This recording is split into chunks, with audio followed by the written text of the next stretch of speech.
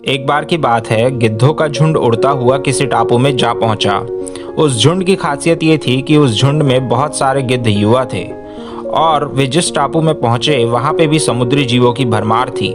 इसीलिए वहां पे गिद्धों को खाने पीने की तो कोई कमी नहीं थी और अच्छी बात तो ये थी कि उस टापू में उनका कोई शिकार करने वाला भी नहीं था। ज्यादातर युवा अब उस झुंड में ये सोचने लगे कि अब तो उन्हें वहीं जीना है, ऐसे ही आराम की जिंदगी गुजारनी है।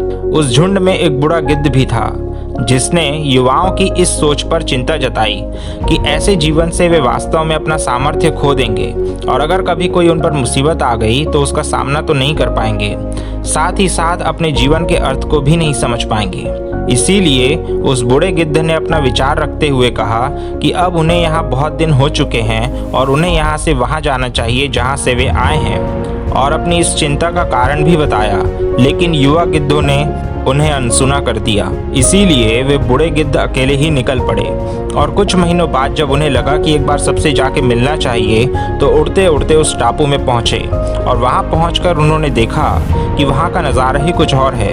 बहुत सारे गिद्ध लहूलुहान हैं, घायल हैं और कई गिद्ध मर चुके हैं। हैरान होकर उस बूढ़े गिद्ध ने किसी घायल गिद्ध से पूछा कि इनकी ऐसी हालत भला कैसे हो गई। तो घायल गिद्ध ने बताया कि यहाँ एक जहाज आया था जिसने कुछ चीते यहाँ छोड़ दिए। हम उड़ना तो लगभग भूल ही चुके थे, इसीलिए शायद ढंग से उड़ भी ना सके और ऐसी जिंदगी की वजह से हमारे पंजे नाखून भी कमज़ोर हो चुके थे कि हम हमला कर पाते। इस कमज़ोरी के चलते हमारे बहुत सारे गिद्ध मारे गए। शायद उस दिन अगर आपकी बात मान ली होती तो ये दिन ना देखना पड़ता।